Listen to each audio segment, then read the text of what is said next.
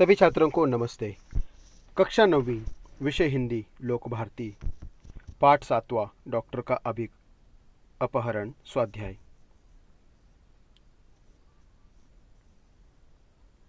पहला प्रश्न, आकृति पूर्ण कीजिए। श्रीमती भटनागर की दशा। पहला है घोर निराशा और पागल जैसी स्थिति। श्रीमती भटनागर पर सवार धुन, रोज सुबह दरवाजे पर खड़ी होकर इंतजार करना। अगला प्रश्न, वाक्य पूर्ण कीजिए। श्रीमती भटनागर को दरवाजे पर फिर से दिखाई दिए वैसी गाड़ी के पहिए के निशान।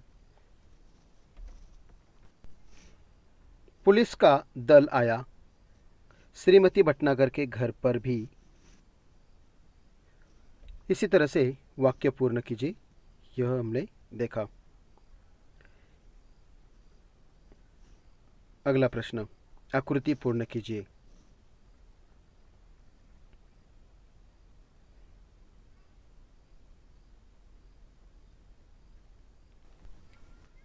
हतप्रभ रहना, अर्थ है स्तब्ध रह जाना।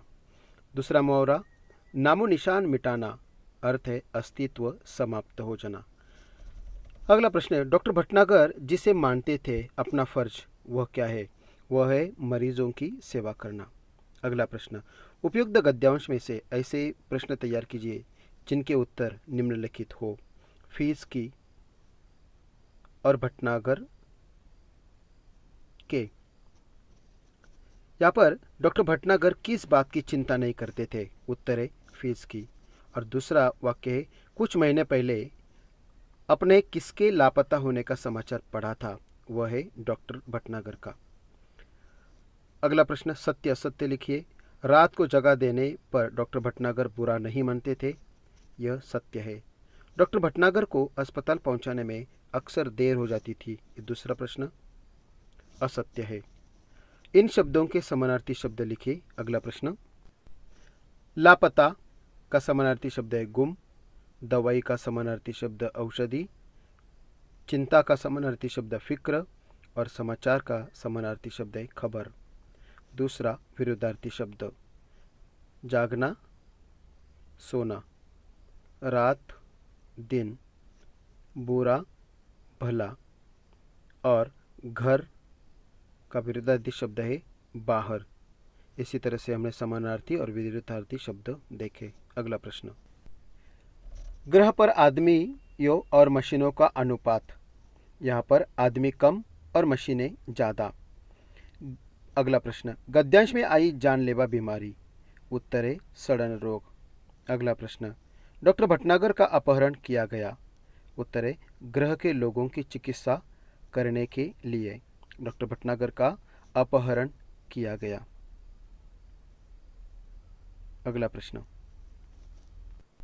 ग्रह पर भिन्नता दर्शाने वाले घटक। एक अंतरिक्ष यान, दूसरा घर, तीसरा कारखाने, चौथा बाजार, पांचवा बस्तियां और छठवां मोटारें। ग्रह के यानों की विशेषता।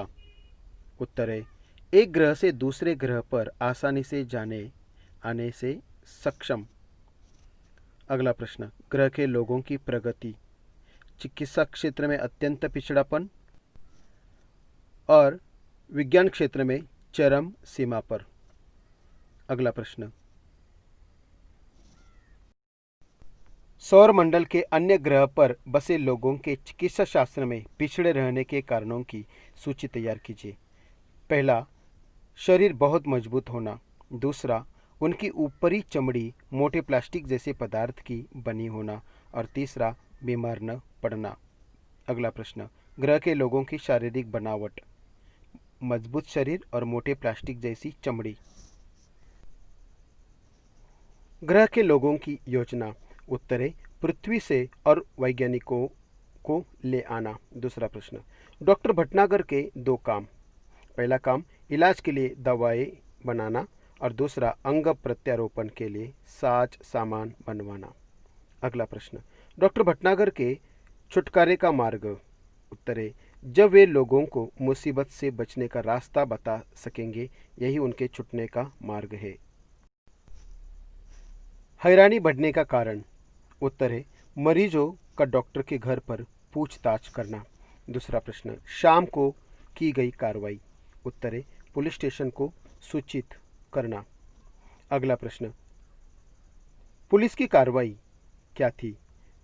उत्तर है चारों ओर खोज शुरू और वायरलेस से संदेश भेजना। अगला प्रश्न, घटना से संबंधित सूत्र। घटना से संबंधित सूत्र थे डॉक्टर भटनागर को ले जाने वाली गाड़ी के पहियों के निशान, यही उनके घटना के संबंधित सूत्र थे। निम्नलिखित वाक्यों को गद्यांश के घटनाक्रम के अनुसार वाक्य लिखिए। अगला प्रश्न, अधोरेखित शब्द का शब्दभेद पहचान कर लिखिए।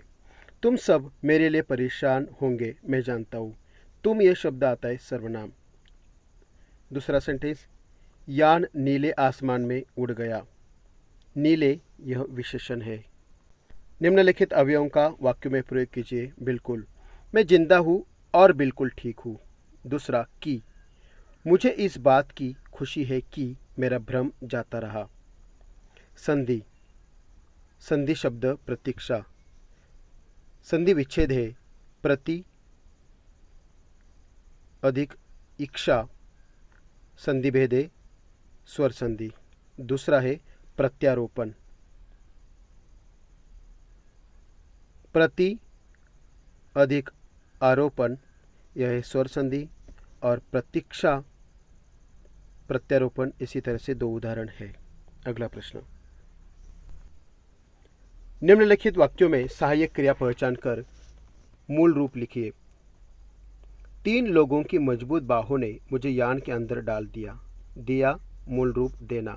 डॉक्टर भटनागर असहाय होकर देखते रहे। रहे का रहना। प्रेरणार्थक क्रिया। निम्नलिखित क्रियाओं के प्रथम प्रेरणार्थक और द्वितीय प्रेरणार्थक रूप लिखिए।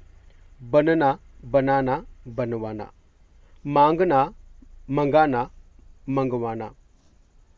इसी तरह यहाँ पर सहायक क्रिया और प्रेरणार्थक क्रिया हमने देखे। धन्यवाद।